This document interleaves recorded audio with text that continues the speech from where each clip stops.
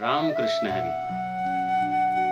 यम यम वापि स्मरण भावम त्यजत्यन्ते कलेवरम तम तम ವೈತಿ ಕೌಂತೆಯ ಸದಾ ತದ್ಭಾವ ಭಾವಿತಃ. ಈ ಭಗವದ್ಗೀತೆಯ ಶ್ಲೋಕದ ಅರ್ಥ ಏನಂದ್ರೆ, ಮನುಷ್ಯ ಸಾಯುವ ಸ್ಥಿತಿಯಲ್ಲಿ ಯಾವ ಧ್ಯಾನದಲ್ಲಿ ಆ ಸ್ಮರಣೆ ಮಾಡುತ್ತಾ ಅವನು ಮರಣ ಹೊಂದುತ್ತಾನೆ, ಮುಂದೆ ಮರಣ ಹೊಂದಿದ ನಂತರ ಅದೇ ಸ್ಥಿತಿಗೆ ಅವನು ಪ್ರಾಪ್ತಿ ಆಗ್ತಾನೆ. ಒಂದು ಉದಾಹರಣೆ ಹೇಳ್ತೀನಿ. ರಾಜ ಭರತ್ರಿಯರು ಎಂಬ ರಾಜರಿದ್ನು. ಇಡೀ ನಮ್ಮ ಭಾರತದ ಭೂಭಾಗವನ್ನು ಅವನು ಆಳಿದ್ದರಿಂದ ಭರತವರ್ಷ ಭರತಖಂಡ ಅಂತ ಹೆಸರು ಬಿದ್ದಿದೆ. ಭರತ್ರಿಯರಿ ರಾಜನು ತಮ್ಮ ಜೀವನದಲ್ಲಿ ತಮ್ಮ ಸಂಸಾರದಲ್ಲಿ ವೈರಾಗ್ಯ ಪಡ್ಕೊಂಡು ಕಾಡಿಗೆ ಹೋಗ್ತಾನೆ. ಕಾಡಿಗೆ ಹೋಗಿ ತಪಸ್ಸು ಮಾಡಿ ಆತ್ಮಜ್ಞಾನವನ್ನು ಪಡ್ಕೊಳ್ಬೇಕಾಗಿ ಅವನಲ್ಲಿ ಒಂದು ಆಶ್ರಮವನ್ನು ನಿರ್ಮಿಸಿ ದಿನಾಲು ಧ್ಯಾನ ಯೋಗದಲ್ಲಿ ಮಗ್ನನಾಗ್ತಾನೆ. ಒಂದು ವೇಳೆ ಅವನು ಪ್ರಾತಃ ಸಮಯದಲ್ಲಿ ಬ್ರಹ್ಮ ಸ್ನಾನಕ್ಕಾಗಿ ಅವನು ಒಂದು ಕೆರೆಗೆ ಹೋಗ್ತಾನೆ. ನಸುಕಿನ ಜಾವದಲ್ಲಿ ಒಬ್ಬ ಗರ್ಭಿಣಿ ಜಿಂಕೆ ಅಲ್ಲಿ ನೀರು ಕುಡಿಯಕ್ಕೆ ಬರ್ತದೆ. ಹುಲಿಯ ಶಬ್ದ ಜಿಂಕೆಗೆ ಕೇಳಿ ಬರ್ತದೆ. ಆ ಜಿಂಕೆ ಹೆದರ್ಕೊಂಡು ತನ್ನ ಗರ್ಭವನ್ನು ಅಲ್ಲೇ ಕಳಚಿ ಬೀಳಿಸ್ತದೆ. ಜಿಂಕೆಯ ಹೊಟ್ಟೆಯಲ್ಲಿರ್ತಕ್ಕಂಥ ಗರ್ಭ ಅಲ್ಲೇ ಕೆಳಗೆ ಕಳಚಿ ಬೀಳ್ತದೆ.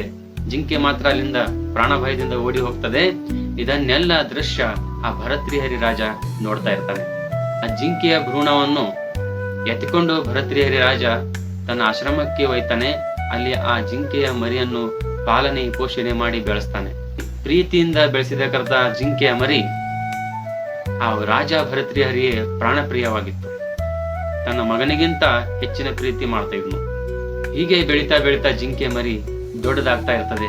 ಆಗ ಬೇರೆ ಜಿಂಕೆ ಮರಿಗಳೊಡನೆ ಆ ಜಿಂಕೆ ಮರಿ ಕಾಡಿನಲ್ಲಿ ಓಡಿ ಹೋಗ್ತದೆ.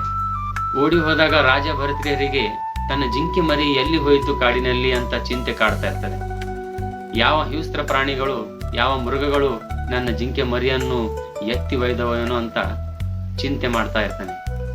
ಅತಿಯಾಗಿ ಪ್ರೀತಿ ಮಾಡಿದ್ದರಿಂದ ರಾಜ ಭರತ್ರಿಯರಿಗೆ ಮನದಲ್ಲಿ ತುಂಬಾ ಚಿಂತೆ ಉಂಟಾಗ್ತದೆ.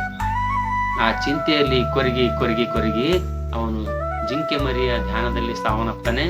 ಮುಂದಿನ ಜನ್ಮದಲ್ಲಿ ಜಿಂಕೆ ಯೋನಿಯಲ್ಲಿ ಜನ್ಮಕ್ಕೆ ಹೋಗ್ತಾನೆ. ಏಕನಾಥ್ ಮಹಾರಾಜರವರು ಭಾಗವತ ಗ್ರಂಥದಲ್ಲಿ ಚೆನ್ನಾಗಿ ಹೇಳಿದ್ದಾರೆ. जो मृगाचे स्मरणे निवाला यालागी तो मृगजन्म पावला, जो कृष्ण स्मरणे निवाला तो कृष्णशी झाला देहांती. ಭಗವದ್ಗೀತೆಯಲ್ಲಿ ಹೇಳ್ತಾರೆ, ಅಂತ ಕಾಲೇ ಚ ಮಾಮೇವ ಸ್ಮರಣ ಮುಕ್ತ್ವಾ ಕಲೇವರಂ ನ ಪ್ರಾಯತಿ ಸಮದ್ಭಾವಂ ಯಾಂತಿ ನಾಸ್ತ್ಯತ್ರ ಸಂಶಯ. ಹೀಗೆ ಭಗವಂತ ಹೇಳ್ತಾರೆ. ಅದಕ್ಕಾಗಿ ಸಾವು ಯಾವಾಗ ಬರುತ್ತೋ ಏನೋ, ಸದಾ ನಾವು ದೇವರ ಧ್ಯಾನದಲ್ಲಿ ಇರಬೇಕು. ಸತ್ ಮೇಲೆ ಕೂಡ ನಾವು ಆ ದೇವರಿಗೆ ಪ್ರಾಪ್ತಿ ಆಗ್ತೀವಿ ಅನ್ನೋಂತ